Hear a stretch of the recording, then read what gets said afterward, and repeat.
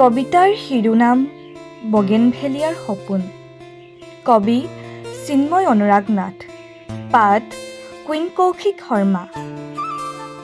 ৰঙীন ৰ'দত উজ্জ্বল তুমি, বতাহৰ গানত নাচনি ৰঙীন, সেউজী পাতৰ আঁৰত লুকাই বতাহৰ সুৰত উন্মুক্ত দ্ৰব্য তুমি।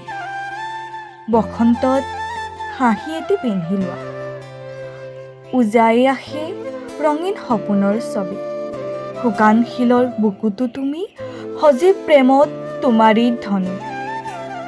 বেদনাৰ তাপ সহিব নোৱাৰা শূন্য নিশাত বিচ্ছেদৰ ছাঁ, তথাপি হাঁহিৰ আভাৰে উজলি আনন্দৰ মালিতা পিন্ধো আহা। আকাশৰ কোলাত উৰি ফুৰা সপোনৰ পাখি বগেনভেলিয়া, নথকা সুবাসেও আৱৰি ধৰে ব্যাকুল অনুভৱৰ ৰঙীন সময়ছোৱা।